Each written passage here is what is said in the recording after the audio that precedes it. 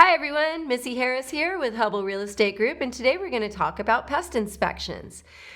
I highly recommend a pest inspection if you're here on the central coast of California because the termites love our weather. It is the perfect climate for them, perfect amount of moisture and Mediterranean climate. So pest inspections are always a great idea. Now, you can be present for the pest inspection if you'd like, and the inspector can certainly show you around the property and what they're finding, but you will get a detailed report as well. And when you get that report, there are two components to the report. There's what we call Section 1 items and Section 2 items. Now, Section 1 items are pressing, concerning issues that really need to be addressed. If the home needs to be fumigated because there's been evidence of active termite infestation, that's going to be a Section 1 item. Those are examples. There may be dry rot, damaged wood, other items in there that need to be addressed.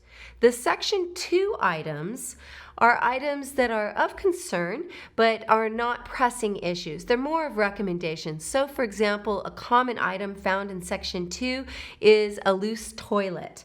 Now, that can be a $5 fix. It's just a $5 wax ring at the hardware store, and there's no active leaking going on. If there was active leaking, it'd become a Section 1 item.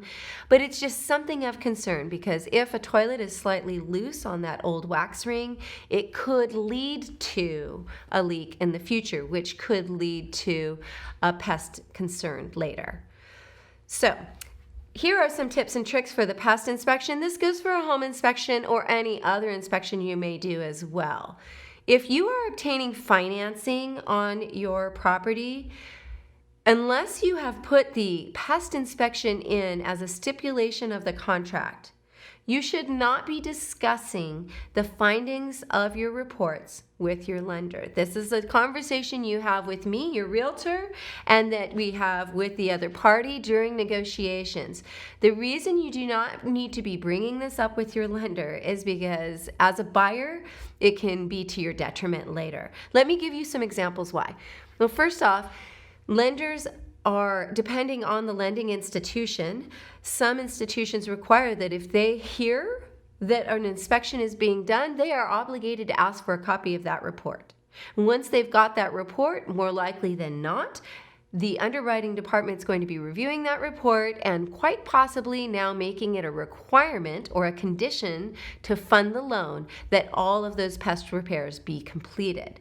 Now, where this runs into a problem, on the surface, it might sound like a great thing if you're a buyer, right? Great, I want all the pest inspection items repaired.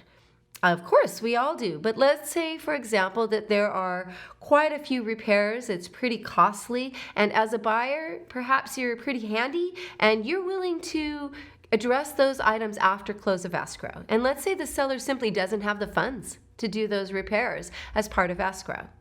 Well, if you've been discussing your concern and letting your lender know that there's a pest report available, then and they get a copy of that report and make it a requirement to close, now you're in a bind.